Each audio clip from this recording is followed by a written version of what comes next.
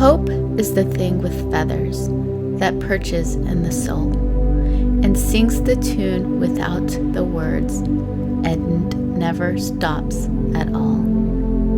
And sweetest in the gale is heard, and sore must be the storm that could abash the little bird that kept so many warm. I've heard it in the chillest land and on the strangest sea, yet never in extremity it asked a crumb of me.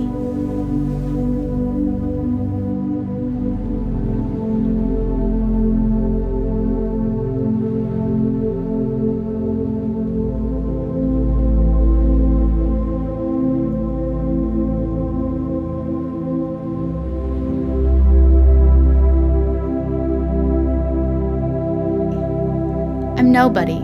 Who are you? Are you nobody too? Then there's a pair of us.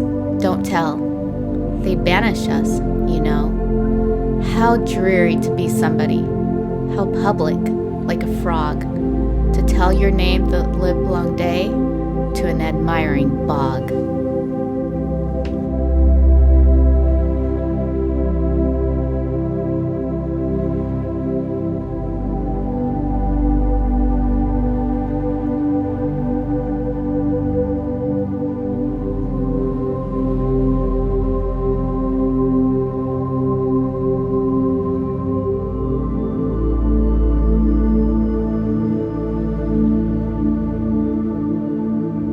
I heard a fly buzz when I died.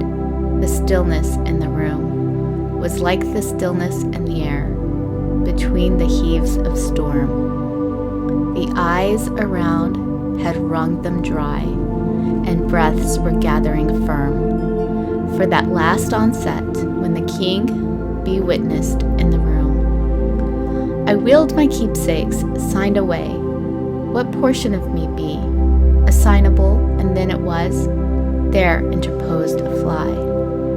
With blue, uncertain, stumbling buzz between the light and me, and then the windows filled, and then I could not see to see.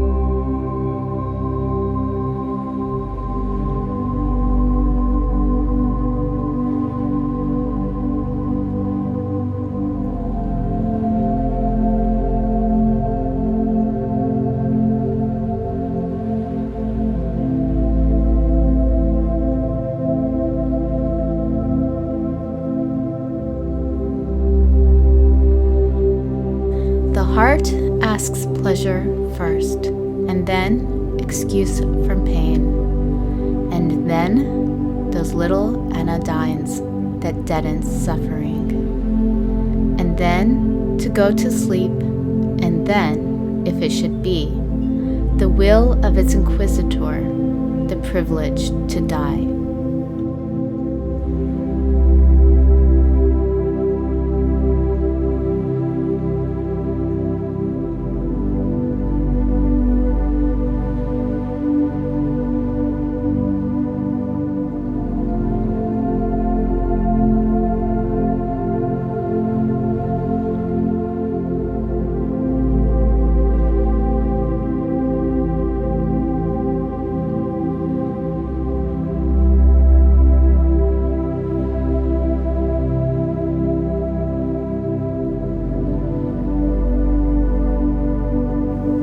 Felt a funeral in my brain, and mourners to and fro kept treading, till it seemed that sense was breaking through. And when they were all seated, a service like a drum kept beating, till I thought my mind was going numb. And then I heard them lift a box and creak across my soul, with those same boots of lead again, then space began to toll, as all the heavens were a bell, and being but an ear, and I in silence some strange race, wrecked solitary here.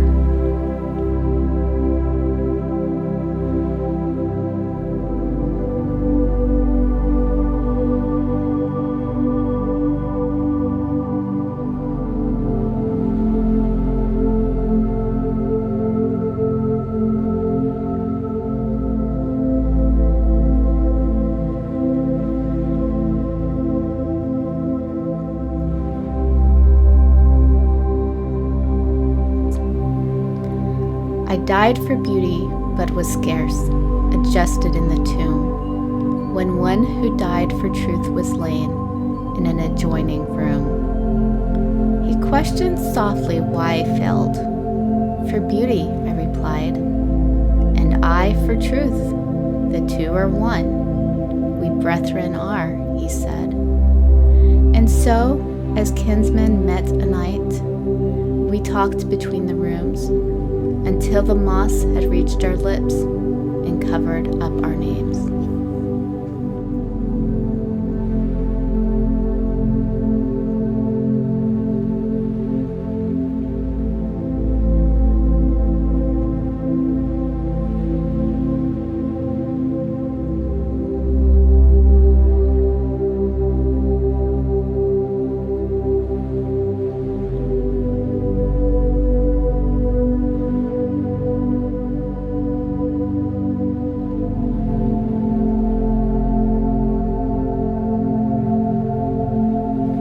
Because I could not stop for death, he kindly stopped for me.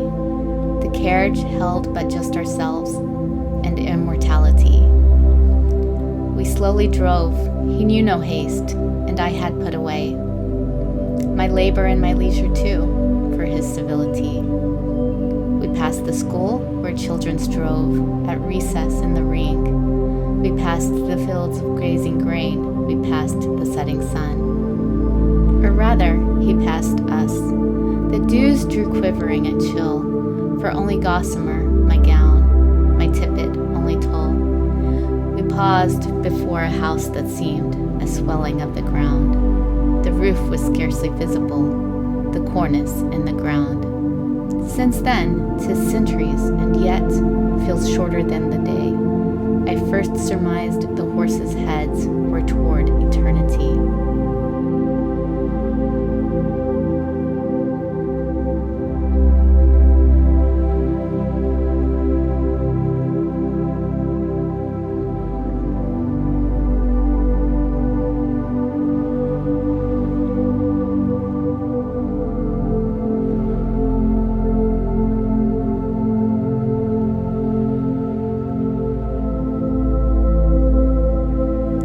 Life had stood a loaded gun in corners till a day.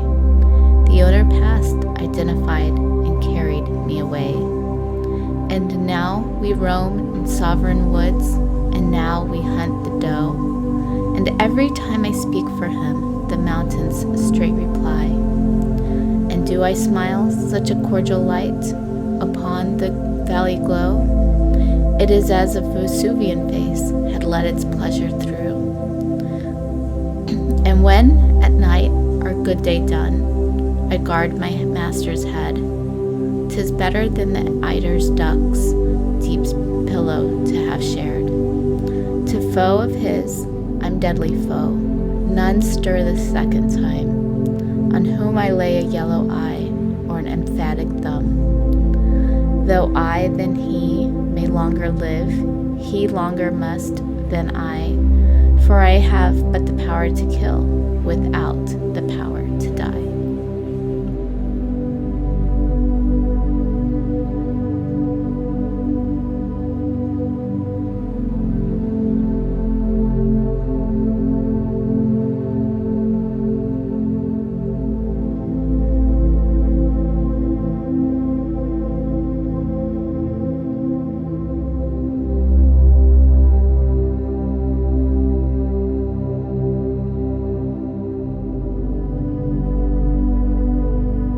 A narrow fellow in the grass occasionally rides. You may have met him, did you not? His notice sudden is. The grass divides as with a comb, a spotted shaft is seen, and then it closes at your feet and opens the further on. He likes a boggy acre, a floor too cool for corn. Yet, when a child and barefoot, I more than once at morn have passed, I thought, a whiplash and braiding in the sun. When stooping to secure it, it wrinkled and was gone. Several of nature's people I know, and they know me. I feel for them a transport of cordiality. but never met this fellow, attended or alone, without a tighter breathing and zero at the bone.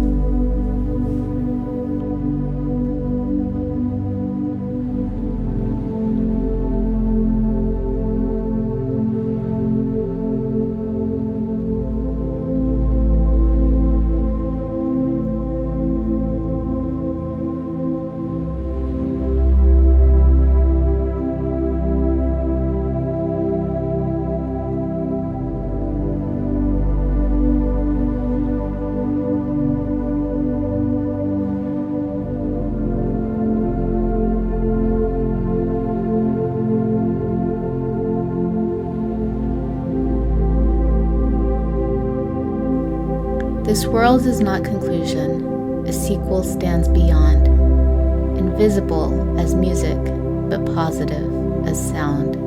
It beckons and it baffles, philosophies don't know, and through a riddle, at the last, sagacity must go. To guess it puzzles scholars, to gain it men have shown contempt of generations and crucifixion known.